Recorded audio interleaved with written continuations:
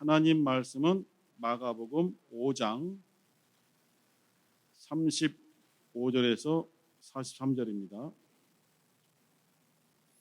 마가복음 5장 35절에서 43절 말씀을 함께 합독하시겠습니다. 시작. 아직 말씀하실 때에 회당장의 집에서 사람들이 와서 가로되 당신의 딸이 죽었나이다. 어찌하여 선생을 더 괴롭게 하나이까? 예수께서 그 하는 말을 곁에서 들으시고 회당장에게 이르시되 두려워 말고 믿기만 하라 하시고 베드로와 야고보와 야고보의 형제 요한 외에 아무도 따라옴을 허치 아니하시고 회당장의 집에 함께 가사 헌화함과 사람들이 울며 심히 통곡함을 보시고 들어가서 저에게 이르시되 너희가 어찌하여 헌화하며 우느냐? 이 아이가 죽은 것이 아니라 잔다 하시니 저희가 비웃더라.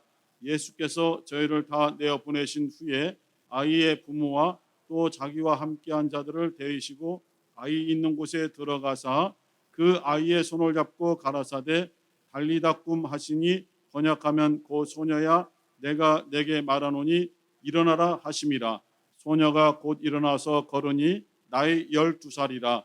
사람들이 곧 크게 놀라고 놀라거늘 예수께서 이 일을 아무도 알지 못하게 하라고 저희를 많이 경계하시고 이에 소녀에게 먹을 것을 주라 하시니라. 아멘.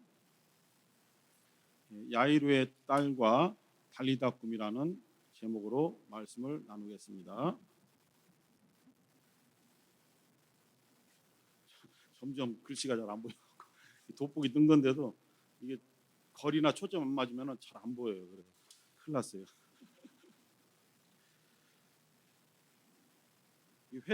회당장 야이로라고 되어 있는데요. 회당이라는 것은 그 유대인들이 종교적으로 모이는 어떤 공간이에요. 구약 시대에는 회당이 없었습니다. 왜냐하면 오직 성전, 예루살렘 성전을 중심으로 모든 종교 의식과 종교 활동이 이루어졌기 때문에 반드시 예루살렘에 가서 그 성전에 가서 성전세를 내고 또 짐승을 사서 하나님께 제물을 드리고 이렇게 해야만 그 믿음, 신앙생활이 인정을 받는 거예요. 그런데 이스라엘 백성들이 하나님 말씀에 불순종하고 하나님의 뜻대로 행하지 않고 자기들의 뜻대로 행하다 보니까 하나님은 너희들처럼 경건치 못하고 우상 숭배를 더 좋아하는 너희들의 가식적인 예배를 받기가 싫다 이렇게 선언하셨어요. 차라리 성전문을 닫아서 저 사람들이 좀 들어오지 못하게 했으면 좋겠다라고 이제 말라기서도 기록하고 있잖아요. 그것을 어떻게 이루셨냐면은 주변의 강대국을 하나님이 일으키셔서 이스라엘을 치게 만드시는 거예요. 이게 종교적인 눈, 믿음의 눈을 빼면은 일반 세계사죠. 하나의 신흥국가가 나타나서 점점 커지다 보니까 옆에 있는 나라를 침략하고 싶고 지배하고 또 그 다음 나라 침략하고 지배하고 이렇게 커져나가는 그러한 추세에 이스라엘도 그 당시 강력한 나라였던 아수르, 아시리아로 배웠죠. 그다음에 바벨론 등에 완전히 멸망했어요. 성전이 무너져 버리고 성전에서 가식적이든 진심이든 예배를 드릴 수 없게 되었어요. 성전이 폐쇄되고 무너졌으니까. 그래서 이들은 바벨론이라는 무서운 나라에 포로로 끌려가잖아요. 그것도 하루 이틀도 아니고 거의 70년 동안을 바벨론의 곳곳에 퍼져서 살다 보니까 타국이지만은 결국은 그곳에서 정착해야 되기 때문에 뿌리를 내리게 되고 또 한 세대가 지나고 그 다음 세대가 등장하고 그러다 보니까 독립 조국에 대한 어떤 그리움, 애국심 같은 게 없어져 버리는 거예요. 우리나라도 중국으로 피난해서 거기서 독립군이 막 일어나고 임시 정부를 만들어서 막 광복을 위해서 애를 썼지만은 그 기간이 35년, 36년밖에 되지 않잖아요. 70년이 지나면서 그 나라에서 살고 있는 생활, 문화 이런 방식에 익숙해져 버렸어요. 그들의 모든 삶의 터전이 그 바벨론 전 지역에 있는 곳이에요.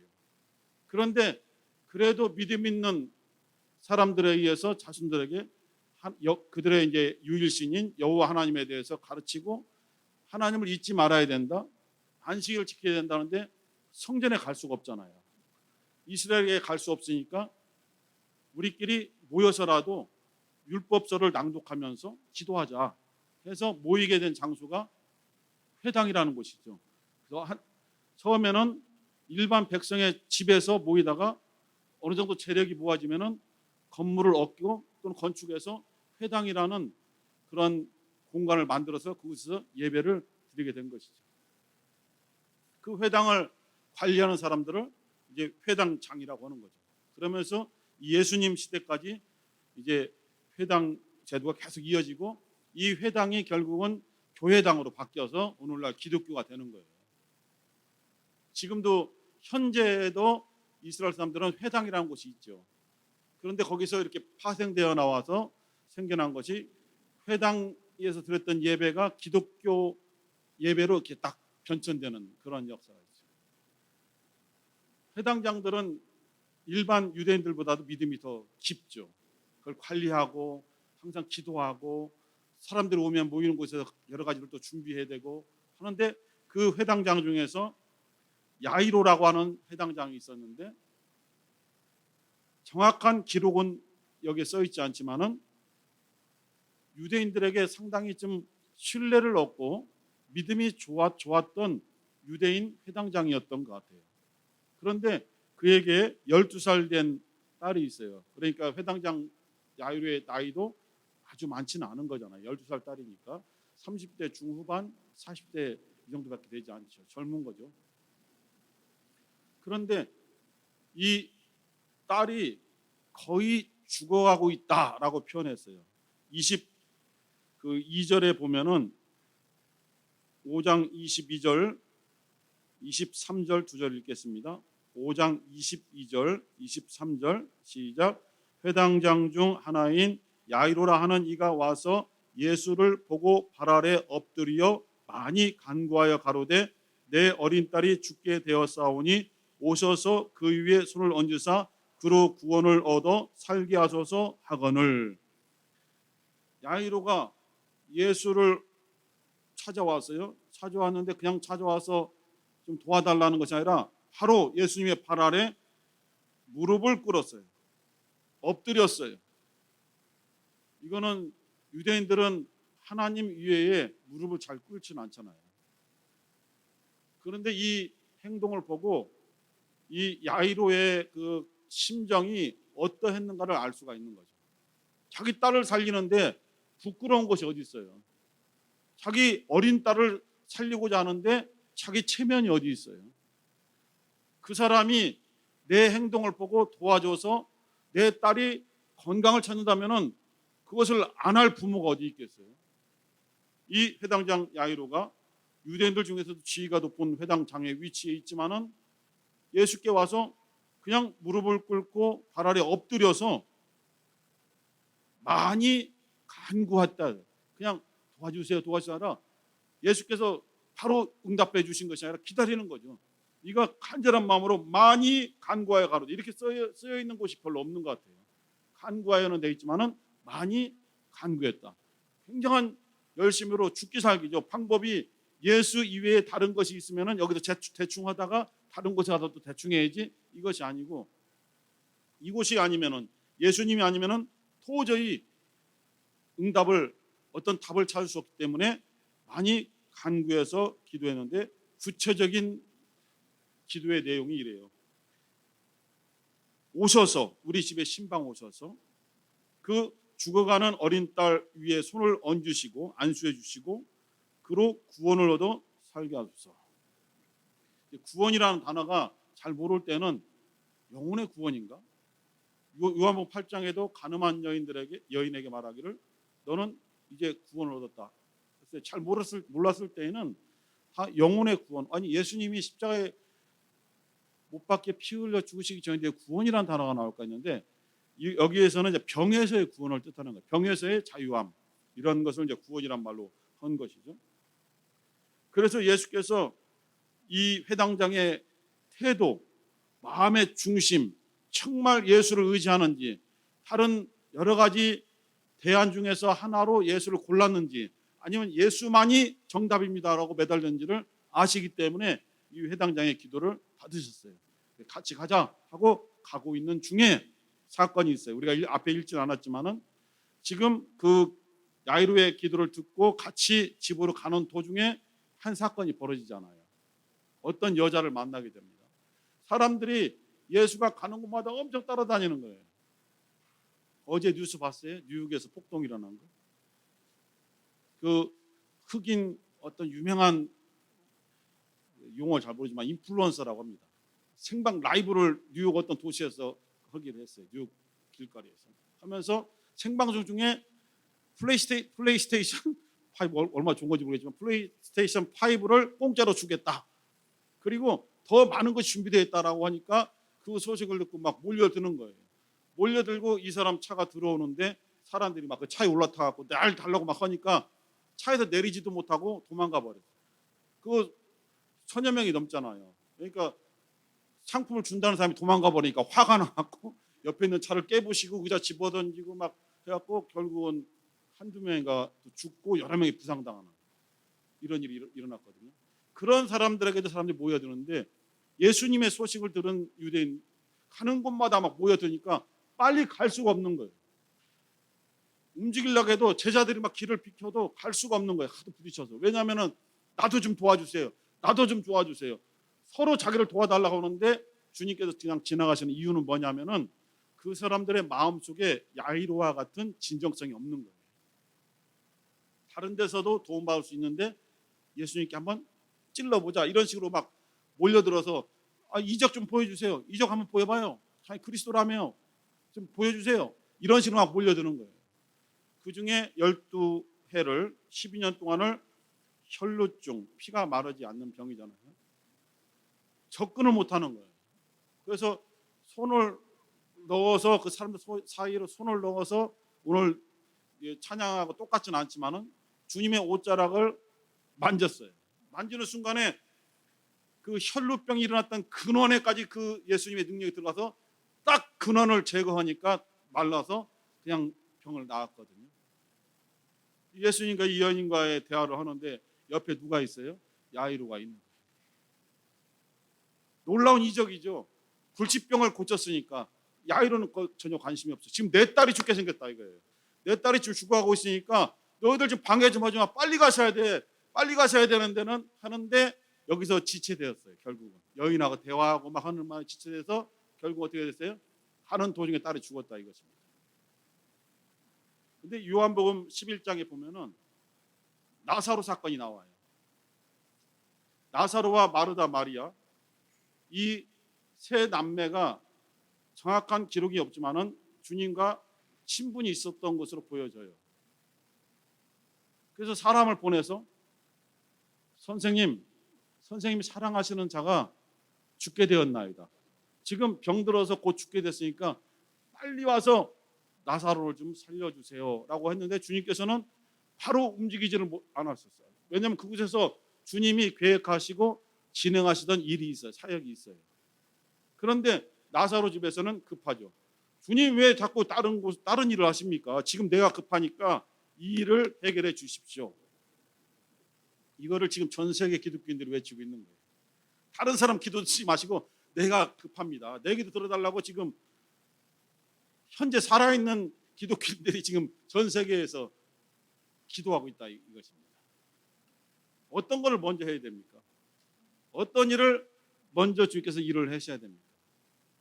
다 급하다고 하잖아요. 나만 급한 거예요. 다른 사람도 안중이 없죠. 그러나 주님은 자기가 하시던 일이 있고 하나님이 자기에게 명하셔서 진행하는 순서가 있어요. 그 순서대로 하시다가 결국은 현장에서 이틀 정도를 더 사역하시는 바람에 나사로가 죽었잖아요. 주님께서 나사로 집에 도착했을 때 나사로가 이미 죽은 지 나흘 4일이에요. 그런데 이게 지금 요즘 문해 때문에 문제가 많이 되잖아요. 사흘이라고 하니까 사람들이 학부모들이 잘못 알아듣고 4일로 알아두고 심심한 사과를 표합니다. 사과하는 사람이 심심하다고 하냐고 막 진짜 부모들이 따진다고. 실제 그게 지금 문제가 되잖아요. 우리 학생들 사이도 그렇고 학생들의 부모들도 지금 교사님들한테 막 항의하거든요. 뭐가 심심하냐고 막 진짜로 그래요. 뒤집어져. 이 사흘 나흘 4일이죠. 이미 죽은 지 나흘이 되었어요. 주님은 요한복음 11장 11절에서 제자들에게 말씀하시기를 우리 친구 나사로는 자고 있다. 우리가 깨우러 가면 된다. 라고 말했어요. 이미 죽었다는 소식을 들었는데 주님은 잔다라고 표현했어요. 그리고 가서 자고 있는 나사로를 불러서 깨우면 된다는 거예요. 이게 우리들의 생각과 주님의 생각은 전혀 다르고 주님이 일하시는 그 시간 어떤 프로그램과 우리가 생각하는 시간 프로그램이 다른 거예요. 결과적으로 나사로가 주님이 생각하신 대로 깨어났습니까? 아니면 사람들이 생각한 대로 이미 죽어서 끝났습니까?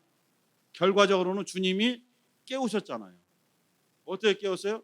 무덤 속에 갇혀있는 나사로를 향해서 말씀하기를 나사로야 나오너라 소리를 쳐서 깨워서 불러냈습니다. 그 주님의 말씀을 듣고 걸어 나오잖아요. 뛰어나오든지 나오잖아요. 비슷한 사건이 오늘 야이로 가정에 나타난 거예요. 빨리 가야 되는데 빨리 가서 주님이 안수해서 병을 치료해서 살려야 되는데 사람들 때문에 빨리 가지도 못하고 또 12회를 혈중하는 여자가 가로막아서 사건이 벌어지면서 계속 지체되야 되는 거예요. 그 모든 장면을 옆에서 표현은 되어 있지 않지만 직접 보던 야이로의 이 가슴은 다 들어가는 거죠. 그렇다고 사람들에게 잠깐만 물러나 주세요. 지금 우리 딸이 지금 급해요. 그런데 다 급한 사람들이거든요. 이런 상황 속에서 야이로를 쳐다보면서 주께서 이렇게 말씀하십니다. 35절, 36절 오늘 읽었던 본문 중에 마가복음 5장 35절, 36절 시작. 아직 말씀하실 때에 회당장의 집에서 사람들이 와서 가로되 당신의 딸이 죽었나이다. 어찌하여 선생을 더 괴롭게 하나이까? 예수께서 그 하는 말을 곁에서 들으시고 회당장에게 이르시되 두려워 말고 믿기만 하라. 상황의 어떤 급반전, 환경이 예측하지 못한 상태로 급변하는 상황 속에서 주님의 그 마음은 처음에 결심했던 그 마음과 여전히 동일하게 진행하시는 거예요. 그런데 사람들은 포기했어요. 환경이 변했어요. 상황이 변했어요. 주님께 의지하려는 마음이 있었어요. 그래서 이 야이로가 혼자 생각하고 온 것이 아니라 주위에서 예수님에 대한 그 놀라운 소문들을 전했을 것이고 함께 왔을 거예요. 그리고 돌아가는 중에 집에서 다른 사람들이 와서 이제는 선생님을 힘들게 하지 말아라. 딸이 죽었다. 그 선생님이 하실 일이 전혀 없다. 상황이 바뀌었으니까 주님이 역사하실 일이 없다라고 판단한 것이 사람들의 생각이에요. 예수님은 그것을 다 들으시고 야이로에게 너 상황이 지금 바뀌었다. 살리고자 하는 너의 딸이 죽었다. 하지만 내가 너에게 말한다. 두려워하지 말라. 나를 믿기만 하라. 그것은 뭐예요? 주님께서 처음에 그 딸을 치료해서 건강을 주려는 그 생각이 지금도 여전히 진행되고 있는 거예요. 죽거나 완전히 무너졌어도 관계없는 거예요. 나는 이러한 마음으로 지금 너와 함께 너의 가정으로 지금 가고 있다. 이미 죽었다고 너 포기할래? 포기했다면 너는 처음에 나한테 강구했던 믿음은 가짜야. 이렇게 보시는 거예요. 우리는 그런 경우가 많이 있어요. 정말 시급하고 힘들 때에는 막 간절히 간구하거든요. 근데 상황이 자꾸 확 바뀌어져. 좀 숨통이 튀는 것 같아. 그러면 점점 예배당 바깥으로 점점 벗어나고 딴 데로 가요. 그리고 다른 거 한번 해봐야지 이렇게 나가요. 그리고 상황이 더 안 좋아져서 일어날 건덕지도 없어. 그러면 기도 끝나버리죠. 기도해서 안 된다고 보는 거예요. 그러나 주님은 허전해요. 처음에 와서 열심히 간구했을 때 이미 들으시고 천사를 보냈어. 기도응답을 가지고 보냈어. 그런데 이 사람이 갔어 집에. 응답을 받아야 되는데 자기 생각에 상황이 바뀌었다 이거예요. 더 이상 기도해 안 된다고 생각하고 그냥 갔어. 천사가 기도하던 자리에 와보니까 사람이 없어. 기도응답을 가지고 왔는데 이런 상황이 곳곳에서 벌어지고 있다는 거예요. 주님께서 오늘 말씀하기를 두려워 말라 그리고 나를 믿기만 하라. 오늘 그 하나님을 만나면 끝난 것이다라는 그 가사 제목에도 기도를 쉬지 마라, 예배에 집중하라, 말씀을 붙잡아라 이런 가사 내용들이 있잖아요. 한번 잡으면은 놓지 말라는 것이거든요. 그리고 이제 야이로와 함께 그 집에 들어갔어요. 이미 난리 났어요. 헌화 요즘 쓰는 말이 아니고 우리 잘못 들으면 장례식장 가면 꽃 놓는다 헌화로 들을 수 있지만은 발음은 비슷한 틀려요. 여기 있는 헌화는 막 소리를 지르면서 슬피 울고 막 하는 거 막자지껄.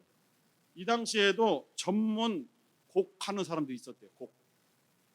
우리나라 지금은 없지만은 얼마 전에 10여 년 전만 해도 그 아이고 돈만 좀 아르바이트 있어요. 돈 주면은 와서 아이고 눈 뜨면서 아이고 누가 왔나, 아이고 누가 안 왔나, 아이고 이렇게 하는 사람이 있어요. 지팡이 하나 잡고.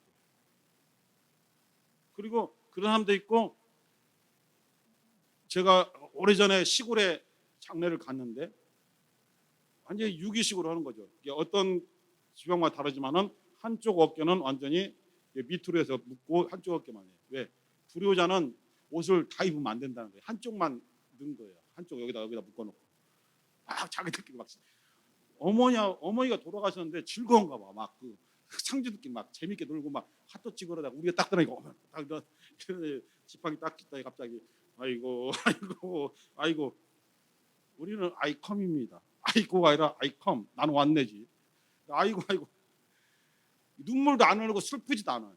이러한 것처럼 이 당시에도 이 집 장례가 난 집에 도와주러 와서 막 일부러 시끄럽게 해주고 곡을 해주는 사람이 있어서 헌화하다는 것은 막 그냥 이게 아이고 죽었네, 젊은 딸이 죽었네 막 소리쳐주면서 떠들면서 우는 것을 소리치는 걸 헌화라고 해요. 주님께서 왜 헌화하고 왜 떠들고 통곡하고 있느냐? 뭐라고 했어요? 예수님이 39절에 들어가서 저에게 이르시되 너희가 어찌하여 헌화하며, 헌화 뭐냐면 시끄럽게 떠들면서 우느냐? 이 아이가 죽은 것이 아니라 잔다. 나사로가 죽었을 때도 우리 친구 나사로가 잠들었으니 깨우러 가자. 주님은 잔다라고 보신 거예요. 내가 깨울 수 있다는 거예요. 이렇게 깨웁니다. 손을 잡고 달리다꿈. 달리다꿈은 아람어예요. 이 당시 예수님 당시에는 히브리어라는 글자를 지식층들은 알고 있었지만은 일반 서민들은 히브리어를 잃어버렸어요. 그래서 이 당시에 쓰이던 용어는 이스라엘과 그 근처에 있는 나라들이 쓰는 아람어예요. 옛날에 패션 오브 크라이스트 본 적 있죠? 아주 옛날에 거기서 쓰였던 모든 대사가 실제 아람어로 한 거예요. 그게 정확한 고증이에요. 아람어. 그런데 지금 이 성경은 어느 나라 언어로 쓰여져 있죠? 헬라어로 쓰여져 있어요. 그런데 달리다꿈은 헬라어가 아니고 아람어예요. 근데 한자로 번역하기가 어려운 거예요. 달리다꿈이라는 아람어를 그대로 놓고 예수님은 달리다꿈 하신 거예요. 그래서 번역할 때 달리다꿈은 소녀야 내가 너에게 말하노니 일어나라 라는 뜻이다라고 번역을 풀어준 거죠. 그런데 이 달리다꿈은 특별히 예수님이 창조해낸 언어가 아니고 이 당시에 아이들이 갑자기 잠들고 자고 있으면 깨울 때 일어나 밥 먹어, 일어나 손님 오셨어 할 때처럼 여자아이가 자고 있으면 달리다가 어린 소녀래요. 어린 소년이란 단어를 찾아봤는데 못 찾았어요. 아람어. 그래서 달리다, 탈리다, 이거는 어린 소녀. 얘야, 꿈 일어나, 이런 뜻이에요. 자고 있는 애를 그냥 깨우는 그런 언어예요. 주님이 이 야이로의 딸을 죽었다고 보셨어요? 자고 있다고 보셨어요? 자고 있다고 보신 거죠. 그래서 이 단어를 쓰신 거예요. 학자들이 달리다 꿈, 자고 있냐? 일어나, 이런 뜻이래요. 손을 잡고 일어나, 얘야 일어나. 정말 잠자는 아이를 깨우듯이 이 당시에 쓰이던 언어래요. 아람어로. 똑같이 그냥 달리다 꿈 하신 거예요. 그때 이 아이가 깨어서 일어났죠. 데살로니가 전서 4장 13절에서 17절까지 보면은 주님이 공중 재림하시면서 휴거 사건이 기록되어 있어요. 휴거란 단어는 없지만은 휴거 사건이 기록되어 있어요.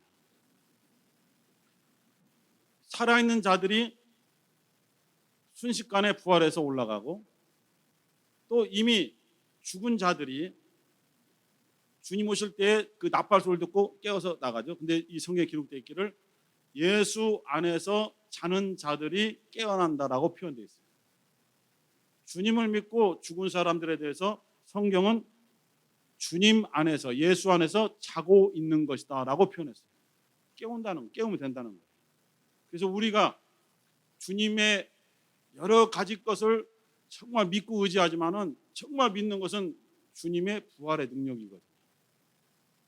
이 소녀를 살리고 그 나인성 과부의 아들을 살리고 나사로를 살린 것은 주님께서 부활의 능력이 있음을 맛보기로 보여주신 표적에 불과한 것입니다.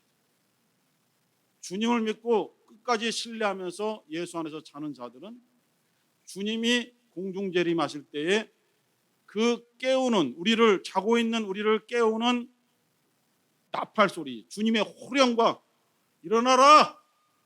만약에 소녀로 표현하자면 똑같은 단어는 아니지만 그냥 달리다 꿈 일어나라 하시면은 다 자는 자들이 부활해서 깨어나 주님을 맞이하여 공중에서 혼인잔치하고 결국은 영원한 하나님의 나라 아버지 집에 들어간다. 이것이 성경의 스토리죠. 그 이후의 세상은 요한계시록에 잠깐만 기록되어 있고 자세히 기록되어 있지 않아요. 우리가 들어가서 경험할 세계니까. 오늘 이 주시는 말씀 뭐냐면은 여러 가지 것을 우리가 생각할 수 있지만은 저는 이 여러 가지 의미 중에서 한 가지를 여러분들에게 말씀드리고 싶어요. 주님은 처음에 계획하신 것을 결코 멈추지 않으신다. 처음에 생각했던 그 뜻을 바꾸지 않으신다. 상황이 바뀌고 환경이 바뀌어도 주님은 그대로 진행하신다. 이것이 이 야이로의 딸을 살리는 그 장면에 나타나 있다고 보는 거예요. 사람들은 시끄럽게 울고 떠들고 주님이 살리러 왔는데 살리긴 뭘 살려요? 비웃고 예수를 비웃었어요. 40절에 저희가 비웃더라. 웃기고 있네. 한 말 이 말이잖아요. 웃기고 있네. 죽었는데 잔다고? 웃기고 있네. 당신이 뭐야? 이런 식으로 비웃었어요. 그러나 주님은 처음부터 이 아이를 깨우러 간다라고 말씀하셨어요. 그리고 깨우셨어요. 우리가 어떻게 이것을 우리 각각의 생활에 받아들여야 되는가? 주님은 우리를 향한 계획이 있잖아요. 우리가 기도하면서 계획을 우리를 향해 정하신 것도 있지만은 성경은 우리가 기도해서 그때 들으시고 우리를 향한 뜻을 정하시는 것이 아니라 창세 전부터 우리 각각을 향한 하나님의 뜻이 있다라고 표현하고 있잖아요.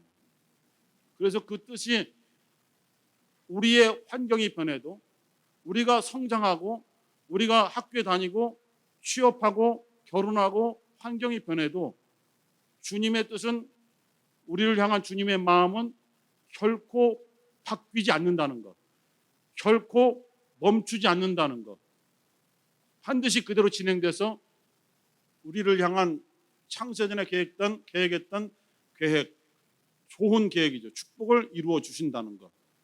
그곳에 우리가 변함없이 주님의 뜻을 의지해야 된다는 것, 이것을 오늘 말씀드리고 싶습니다.